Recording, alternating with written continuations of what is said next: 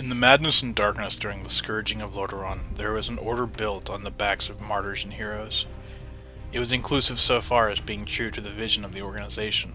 This wasn't an order built around glory, riches, or honor. It was built around survival and the horror of an entire societal collapse of Lordaeron.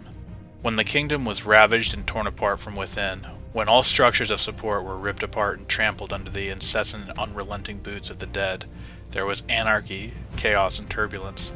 The only thing that stood against the ravenous and tireless armies of the undead were the now exiled Knights of the Silver Hand and their allies. Faced with utter annihilation, under constant attack and subversion from inside, outside, and themselves, the homes and halls of heroes of the Second War turned inside out through desperation, loss, and tragedy. During these dark hours, when all hope seemed lost, a light flashed in the dark, and in that brief flash of light, a legend was born. This is the story of one of the most misunderstood factions in all of Warcraft history.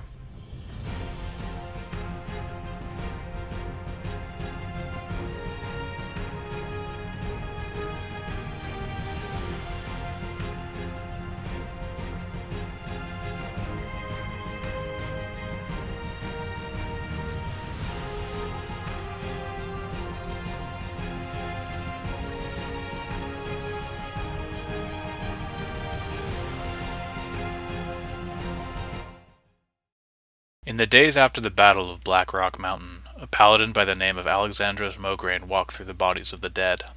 The Alliance and the Horde, humans, orcs, trolls, elves, paladins, and death knights, the eerie war-torn fields were still when, days before, the fate of a continent was settled in a clash of armies where both sides took high casualties. During the battle, Alexandros saw an orc warlock channeling dark magics through an orb of pure midnight black. As he walked through the bodies, he saw that same warlock with the orb. It seemed to attract his attention, to call to him, and whisper desire in his ear. He knelt down and touched the orb. He was a paladin, and he was the living weapon of the light. This orb, the embodiment of the void. It reacted violently to Alexandros and warped and mangled his hand. As he stared at the orb, questioning the reality of why something so hideously evil could exist in this world, he was torn and racked with pain and indecision. If he left the orb there, it could fall into the wrong hands. But how could he take something so purely wrong? Finally, an idea came to him, and he was able to move the orb into an iron box where it would remain for several years, never to tell a soul. The battles and skirmishes died down, and the orc menace had fled through the dark portal. The largest question to pass in the Alliance caused a great divide amongst the nations of the Alliance, but also the Paladin Order of the Silver Hand. What do you do with the orcish menace? Voices including those in the Order of the Silver Hand, as well as the priests, began to disagree. The nations of the Alliance all poised on this question, to execute or to spare the orcs. Turelian, now Supreme Commander of the Alliance, suggested to spare them, and Khadgar's voice echoed his. While it was not a popular opinion in the Alliance, they decided to create internment camps for the Horde and keep them prisoner. When this happened, the kingdom of Gaelneas, immediately repulsed by this action, withdrew their token force and financial support, citing that they didn't believe that they should fund the internment camps of the orcs. They also disagreed with Stomgrad about the land acquisition in the Alterac Mountains. After King Taranis Menthil II made his final choice, the outcome angered Gen Greymane, and he had finally had enough of this alliance. He left the alliance by receding into Gaelneas, where they began construction of their wall and quickly became a kingdom of isolation from the world. Stomgrad, angered by the choice as well, began building a series of watchtowers and outposts on the border to protect themselves. As the costs of the internment camps began to stack up, the king, Thoris Trollbane, withdrew from the alliance. After several orc and ogre raids, and the Foundation calling themselves the Syndicate, Stomgard fell into decline. As I believe both of these to be extremely relevant, but not on the topic at hand, I think I'll have to leave this here for now, but I will bring it up later on. With the decline of Stomgrad, and the recession of the Gilnean people, and the ravaged and splintered lands of Alterac, what was left of the Alliance began to shake under the weight of their choices. The paladins in the Knights of the Silver Hand were also at odds if compassion and mercy should outweigh vengeance. Dwarves came to the Alliance, and more specifically the Knights of the Silver Hand. While many agreed this would be a powerful ally and help reinforce bonds and trade with the dwarves, voices in the Paladin Order called for a human-only policy. Outwardly welcomed by the Knights of the Silver Hand, they began training. There were those in the order that disagreed completely, teaching the light and the ways of the Paladin to what they perceived as lesser races. Chief amongst these voices was a man by the name of High General Abendis, and several others within his camp. Upon returning to their homes, many of the Paladins were considered war heroes, men who were both militant and followed orders while also being zealous in their path. They were quickly elevated, especially those who came from more noble families. Tyrion Fordring was named Lord of Mardenhold Keep in Hearthglen. Saidan Dathrand was named Lord Commander of the Knights of the Silver Hand and established himself as the Lord of Stratholme during its reconstruction after the events of the Second War. Because of his position, he was the direct superior of Tyrion Fordring. General Abendis was the general stationed in the capital city of Lordaeron, and Lord Valdemar in Tyr's Hand. Each of these men fought with paladins and knights under their command. Most notable of these knights was Alexandros Mograine, who served under High General Abendis. In the years following the Second War, cities were rebuilt, populations resettled, and the order growing and swelling. The lands of Eastweld were green, verdant, and perfect for farming communities, hamlets, and villages, which sprang up everywhere during this time. Lordaeron was growing wealthy, though a significant amount of tax burdens and obligations to the orc internment camps was an ever-pressing matter in the council meetings. Abendis was pulling support for the cause with just executing the orcs and being done with it. While these events were happening, Tyrion had met Eitrig, and when Saidan Dathrand created a manhunt for Eitrig, capturing him, it was Tyrion who saved him. By doing so, Tyrion went against all that many perceived was his obligation in nature. He was supposed to kill the orcs, not attack human troops and save an orc. Tyrion was arrested, had his powers taken from him, and sentenced to exile. He left behind his young son Talion Fordring, who would later follow in his father's footsteps in becoming a paladin in the Knights of the Silver Hand, and Lord of Mardenhold Keep. With only light struggles with trolls, small skirmishes with the new syndicate forces, and some of the remnants of the wild orcs and ogres in the Altaric Mountains, the Eastern Kingdoms began to know peace. As more and more pressure was put on the Alliance to facilitate the orcs, a voice in the orcish community began to rebel. There were whispers of a new war chief in the orc communities. The Alliance did not wish to have another orcish horde rampaging through their lands. However, they were just as unsure of a mysterious rumor spreading of a dangerous and wild plague in the hamlets and villages of northeastern Eastwald. The plague was unfounded and didn't have proof of its entirety yet, though I personally think if any of the lords in the council meetings knew what was happening, they would surely respond with much more urgency to stop it. To them, the orcs were the enemy, and a new war chief was something to be loathed and feared. With their attention spent on capturing or finally just killing the orcs who were rebelling, the Alliance had no idea what was coming for them in the east. With the Horde's actions, this new war chief Thrall, as he was called, was extremely evasive and hard to maneuver on. It was everyone's guess where he would spring out from and leave. As the Alliance soldiers chased him west, Arthas and Uther were sent east to find out what was happening. To their horror, a strange and mysterious cult had begun infecting villages with a plague of grain. Once consumed, the villagers would be killed and rise as the undead, with most of their armies to the west chasing the now vanished horde and searching for it. Arthas and Uther were left with what they had to find and contain this rapidly evolving epidemic. As Arthas learned more about this cult, his persona changed. The weight of his kingdom pressed down on him, and he felt as if he had to save his people by any means necessary. The light wouldn't answer his prayers to heal the infected, nor would it help them in any way. This plague advanced and corrupted the lands of Eastwald, scarring them so much that they would eventually change the name to the Eastern Plaguelands. As Arthas was consumed by desperation and rage, he realized that Stratholme had been completely infected, and the only way to save Lordaeron was to burn it to the ground. If the population incubated the disease and turned undead, the lands would be awash in blood and horror the likes of which hadn't been seen. He ordered Uther to purge the city, however he refused, leaving Arthas to burn the city and chase Mal'Ganis into Northrend, leaving a large swath of area open for the undead onslaught. Uther did what he could, but he couldn't hold back the tide of the undead. Tragically, at this time it was much too little, much too late. After the events of Stratholme happened, a secret council was called in Southshore, where Alexandros Mograine revealed the Dark Crystal to all gathered members there. In this meeting, there was Alexandros Mograine, Arcanus Doan, General Abendis, Fairbanks, and Isilin. Alexandros Mograine showed the Dark Crystal to all the gathered attendees, and during this time spoke of how his hand was mangled after the Battle of Blackrock Mountain. There were gasps and unspoken mutters of evil. Isilin said, "I do not see how this evil artifact is relevant to the undead. We must destroy it." Mograine answered, "No, old friend, it is very relevant. Let me ask you, can good exist without evil? Can there be light without dark? And if that answer is no, then could it be possible that because this artifact exists, its polar opposite must also exist? Could you imagine what the material manifestation of the light could do against the undead?" At that moment, lashing out, Isilin summoned the light to him and attempted to destroy the dark crystal. To all of their horror, it appeared as if the orb absorbed the light, consuming it in a shadow. More of the meeting attendees lashed out, casting their most powerful light spells, only for it to be absorbed by the crystal. It was then that Fairbanks noticed the crystal was getting lighter. He then healed the crystal, and the rest of them followed his example. By healing the crystal, it began and finally shed its void colors and turned light. The crystal purified. It glowed and hummed with pure light. Mograine reached down and picked it up. His hand was healed, his spirit uplifted, and his faith restored. But as he was healed, he was given a vision of the light. All of them had poured into the crystal, and had now been harnessed by it. It would utterly reduce anything made of void or darkness to ash. It was then decided Alexandros and Fairbanks would journey to Ironforge and find a way to craft a weapon there. The rest of them would see what they could do to stem this terrible tide of undeath. I'd like to make a quick note here, as there are two different sides to this story. In the Burning Crusade, you can go back in Old Hillsbrad foothills and visit South Shore.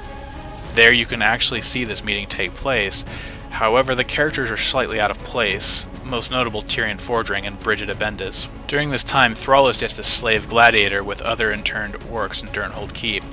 Normally this wouldn't be a problem except for the fact that he hadn't become the war chief yet, and this is several years ahead of the Scourge, so when they discuss how this could be a weapon against the Scourge, the timeline doesn't quite make sense. Also, a problem with the characters is when the Scourge makes their appearance, Tyrion Fordring had been exiled and Brigida Bendis would have been around 13 years old. Hardly old enough to take part in a meeting like this unless accompanied by her father, which I believe Blizzard didn't want to make a model for at this time. The sources I'm drawing from is the comic The Ashbringer and several books of history laid around Azeroth describing this time in detail. The timeline is also further skewed, as I will go into shortly, but I feel it was important to draw this distinction. The council adjourned and went their separate ways. Bendis and Isilin went to the capital of Lordaeron, Arcanus Stone went back to the Cathedral of Light in Tristval Glades, and Alexandros Mograine and Fairbanks got their supplies together for the journey south to Ironforge. Talion Fordring, now a paladin in his own right, and lord of Mardenhold Keep and Hearthglen, began rallying the survivors and exiled knights of the Silver Hand, providing them food, shelter, and a place to recover from their war with the undead. Because of his watchful vigilance, Hearthglen escaped rather unscathed from the events of the Scourge. With so many paladins keeping a protective barricade, contaminated food never entered, and the Scourge was successfully repelled multiple times. Other cities, however, were not so lucky. As Bendis made his way back to the capital, Prince Arthas returned. The streets were packed with citizens, and they tossed rose petals for their prince's triumphant return, after what many considered a successful campaign north to eradicate the source of the plague. The undead seemed to be dissipating and the kingdom saved. However, this was of course just a ruse. Arthas killed his father along with his captains Falric and Marwyn. They killed the governing bodies and the ministers as the Scourge marched in full to the walls of Lordaeron and began their siege. Corpse carts dragging the stinking and fly-ridden corpses shot these bloated husks over the wall and spread their contaminating filth. The people retreated and Bendis and Isilin took to the defense of Lordaeron. Doing what they could to repel the undead, skeletons were risen, undead ghouls attacked from all directions from both inside and outside the walls. Completely disjointed and suffering high casualties, the standing army was completely unprepared for this onslaught and fought a desperate gamble. The few citizens that did escape rushed to tell all the villages south. The only place that they thought that they would be safe was Gilneas. A long trail of refugees went south, hoping to find protection from the once allied nation. Gilneas, however, had no intention of opening their walls or borders to the refugees, and those who were turned away or stayed at the walls were quickly devoured by the rampaging armies of the dead. Isilin and Bendis left with a handful of survivors and headed into the Plaguelands, where they were met with Talion Fordring, one of Isilin's best students. They nursed their wounds and did what they could to find the peasantry of Lordaeron and get them to safety. As Arthas swept through the countryside targeting pockets of resistance in small towns, most of these small hamlets and villages had a paladin or two that the local militia rallied around. Arthas was quick to overwhelm and destroy them, some of them even being turned into death knights. Arthas did turn his attention to several larger towns where he killed Uther the Lightbringer and Gavinrad the Dyer before pushing into the Elflands of Quel'Thalas. During this time, Alexandros Mograine went to Ironforge, where he met with King Magni Bronzebeard. Magni had just received word that his brother Maradin Bronzebeard was killed up north by what he heard was the Scourge. He hoped this weapon would be able to avenge his fallen brother. He poured his sense of justice, his wanting of righteousness, into the already pure crystal of light and created the fabled weapon, the Ashbringer. Giving it to Alexandros Mograine, he journeyed home to find his kingdom and people broken and hiding for their lives. While Alexandros was en route back home, Saidan Dathrohan led some of the remaining members of the Knights of the Silver Hand and launched an attack on the burnt city of Stratholme, where he was separated from his group. He found the Dreadlord Balnazzar and the two fought. Eventually, Balnazzar landed a killing blow on him, where he then possessed his body and rejoined the group of paladins and priests in their desperate battle into Stratholme. They were unable to fully retake the city itself and instead barricaded themselves just inside a quarter of the city, using it as a base of operations. As Mograine returned home, he arrived in Hearthglen, where he witnessed the people. Their gaunt faces and mile-long stares told him everything that he needed to know. His lands were dying. His people were starving, and desperation was fueling what little acts of resistance they had left. They regaled him with stories hiding behind the walls of their cities or towns as the undead piled over them and rampaged through the cities, eating women and children, all of them returning to life as ghouls only to bolster the ranks of the invading army. Families were torn apart, and those who got away were never truly the same after that. Alexandros was angered, to put it mildly. Righteous fury would be a more apt name for what had happened to him and his homeland. He led a group of paladins into the city after liberating them. Soon, Alexandros' name was the Ashbringer, and the weapon and paladin who used it was born a legend. Soon people began to view Alexandros Mograine as the leader of the resistance, which foiled the plans of Balnazzar. During this time, as the forces of the Scourge were distracted by the Ashbringer and the Knights of the Silver Hand, the recently freed Sylvanas Windrunner had her rebellion, taking up residence in the ruins of Lordaeron and creating the Forsaken, which confused and infuriated the Knights of the Silver Hand. They warred with the Forsaken, believing them to be the same undead monsters with little to no regard as if they were the undead of the Scourge or not. However, Alexandros Mograine focused on the undead in the Eastern Plagueland, thinking to cut the head off the snake. He called the crusade there, rallying the Silver Hand and attachés to push into the heart of the corruption. The Ashbringer himself could lay waste, reducing entire armies of undead to ash, a holy fire burning the undead from within and scorching them from without. Liches, necromancers, death knights, and even dreadlords fell by this weapon, which stirred the ire of Balnazzar. Balnazzar watched as the work of the Scourge was quickly being undone by this upstart paladin. He had to devise a plan to rid the world of this holy warrior and blade. The opportunity soon presented itself as a young paladin who was in awe of the legend, knowledge, and power of Saidan Dathrohan began asking for teaching. This young paladin was the son of Alexandros Mograine, and his name was Renault. He nurtured the young paladin and struck a deal with Kel'Thuzad, who was a lich and overlord of the Plaguelands at this time, to rid themselves of this weapon. Balnazzar whispered and corrupted the young paladin Renault to do his bidding. Using the pretext that his youngest son Darian had been kidnapped by the undead, Renault told his father and his father's most trusted friend and advisor Fairbanks to rescue him in Stratholme. As they entered the strewn and burnt streets of the city, wave after wave of undead fell upon them. They were overrun by the gnawing and shambling horrors of the undead. Fairbanks was killed rather quickly, and then it was Mograine who remained fighting by himself against the hordes. By the end of the fighting, High Lord Mograine fell to his knees, weakened by the numerous cuts, nashes, and bites inflicted upon him. He knelt over the body of his friend Fairbanks, who was long dead. His son Renault came from his hiding place, picking up his father's blade and pushed it through his heart. The blade reacted to this act of malevolence and dark intent, corrupting the blade once again. In this act, Renault damned himself and his father to the service of Kel'Thuzad. With the news of the High Lord being killed, though details of how it were covered up by Balnazzar and Saidan Dathrohan's skin, he was named the new High Lord. However, he decided to create a new order out of this. He called for a union of all the paladins in hiding and those who were fighting on the front lines. He called to their anger, their hatred of the undead. He appealed to their fragile mental states and desperation. He created a crusade with the sole mission of destroying the undead and casting them out of their lands. He drew a line in the sand proclaiming to Kel'Thuzad and all the humans that either the humans would reclaim their ancestral home and rid it of the undead, or they themselves would be destroyed. This fervor and commitment to cause called out as a mission for the distraught and angry people of Lordaeron, but it was a rallying cry, something they all wanted. They formed the Scarlet Crusade, naming himself the Grand Crusader. He quickly appointed Reynold Mograine as the Scarlet Commander and sent him to the monastery in Trisfal as the commander of operations. There is some inconsistencies in the sources of when the Scarlet Crusade was officially founded or branded as an order, if it was when Alexandros Mograine became the Ashbringer and crusaded into the reclaimed the lands of Lordaeron, or after his death. Needless to say, in either story, the characters, leaders of the crusade, and outcome are all very much the same. If we were following this timeline, what was left of the Knights of the Silver Hand are paladins, attaché orders of priests, and warriors who came together to create the Scarlet Crusade under Dathrahan. The alliance of reinforced towns and cities came together. Hearthglen, Tyr's Hand, and now renamed Scarlet Monastery in Trisfal. Balnazar, as Dathrahan, secured the Scarlet Offensive in Stratholme and named it the Scarlet Bastion. There were those who truly believed in the Scarlet Crusade's mission but didn't agree with their methods.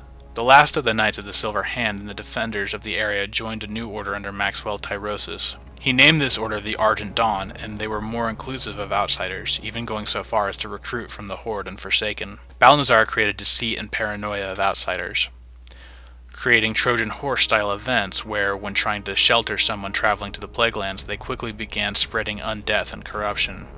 This created tensions and fear of the outside world, and the Scarlet Crusade became more and more of isolationists. The Scourge, feeling the time was right, began attacking the strongholds of the Crusade.